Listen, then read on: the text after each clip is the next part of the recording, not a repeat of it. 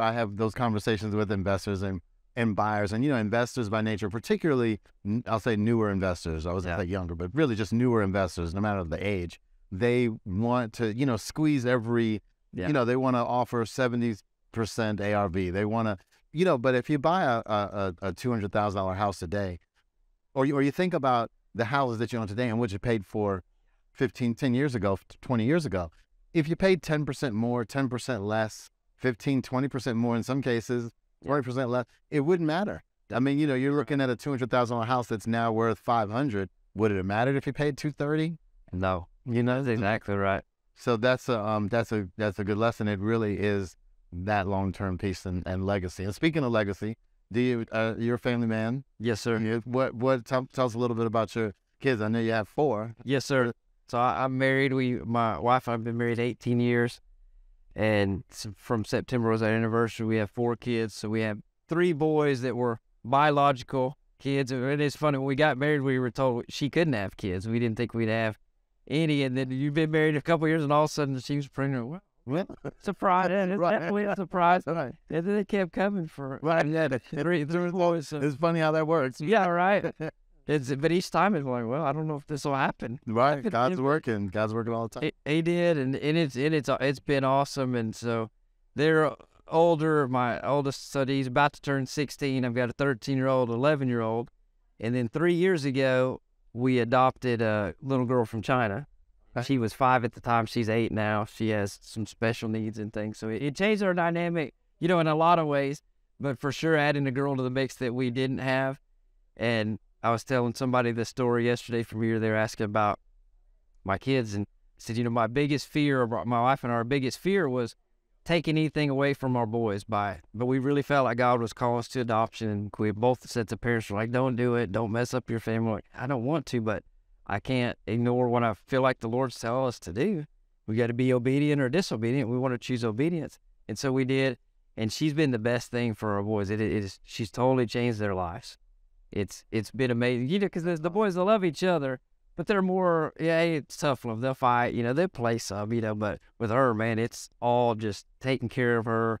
Just, she's got them wrapped around her finger, right? But it's so amazing to see. And even my youngest son, he was always the baby of the family. He was 8 at the time when we got her, and so he's always been the baby. Never had a chance to be a big brother, and now he's not only but he's like the closest to her, and probably the most that fills that role of a caretaker. A lot of times it's really cool to see, and it'll be nice seeing their future, how that, affects their lives, or maybe if they adopt at some point or. Right.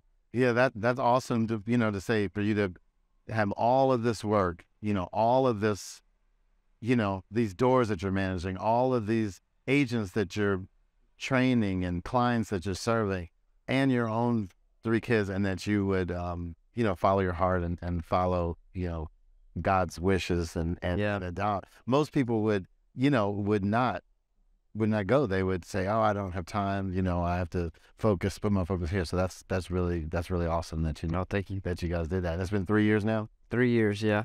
All right. And what do they do? What you mentioned soccer earlier. Is that the main sport? None of my kids, they've got my genes, so none of them are going to be professional athletes.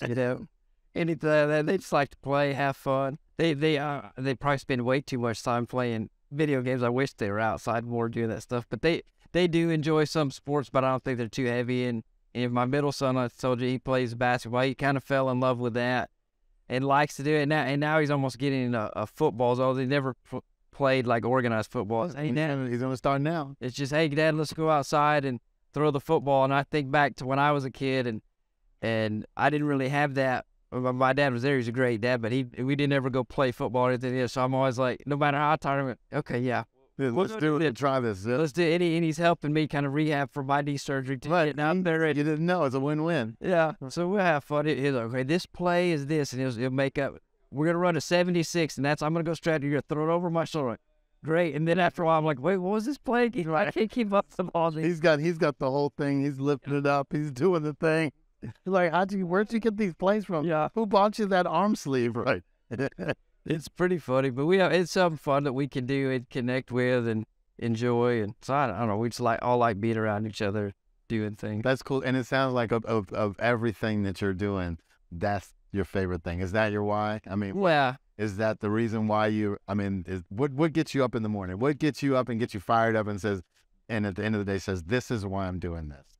well, definitely to take care of my family. I wanna know that they see an example of what it looks like to work hard and just to take chances, you know, because any of us that are brokers, man, we took a chance, or even as agents, you know, joining this business, we took a risk to do this. I want to see hard work and doing these things pays off, and also with our agents, because we have relationships and we care about these people. That's a lot of my why too, is not just, doesn't have to be financially driven. I mean, that will come too, but okay, I've seen this agent succeed, or they got their first deal, or even more important, they're buying their first property, their 10th property. Man, that's so fun to see that they're winning, they're doing well, and it's changing their lives, you know, from what they could be. I've got one girl that she's one of our top agents in the entire office. She's only been doing this about 5 years, and she's got a whole incredible story. She would be a much better podcast than me. Listen, no, yeah, but this is on the title, you know, let's talk real time. She got a diagnosis with cancer, and they gave her 18 months. And then this was, and when I'm meeting her, it's past that 18 months, but God has just given her time, and becoming a realtor was on her bucket list. She'd always been a stay-at-home mom and doesn't have a work history, any track record to say this is someone that'll be successful. And she actually signed up with a different broker. We didn't know her. She signed up with a broker that taught the real estate courses, and she was getting no help. Just couldn't. You call her, hey, I got a buyer. Well, I'll meet you next week. Kept blowing her off. She got a referral to come in to us. Whatever you do, you got to go somewhere and get some help. So we'd love to have you. But, and she was so thankful. We gave her the time of day. Well, I mean, everybody in town is calling her now, trying to recruit her away. But she appreciated, we gave her a chance when she didn't have anything to show for it. But she started going, and man, I'll talk to her. I got 10 closes at this. It's just running. Man, and she got the favor of God in her life that you just see deals coming to her. But most importantly, she started investing in real estate. Okay. And she said, you know, I met with my banker, and he made me put together a financial statement. And it's just stuff that she didn't come from money. I mean, she came from really difficult circumstances. Her high school counselor told her, you don't need to graduate. You don't need a degree to work at McDonald's. That was the kind of opportunity she was given. Anyway, she meets with her banker. She said, I own several $1 million of real estate. It's like, this has changed not just my life. It's going to change my family's life and continue to change their life. Like, even when I'm gone, she's like, wow. You know, and she gives us credit, and I'm going, you did it. We just showed you the way. I mean, she gave us way too much of the credit for the hard work and things she done. But, like, those are things that, you know, give you that drive. So, okay, the individuals always do ultimately do the work, that whether it's sports, whether it's academic, but they have to have the right structure.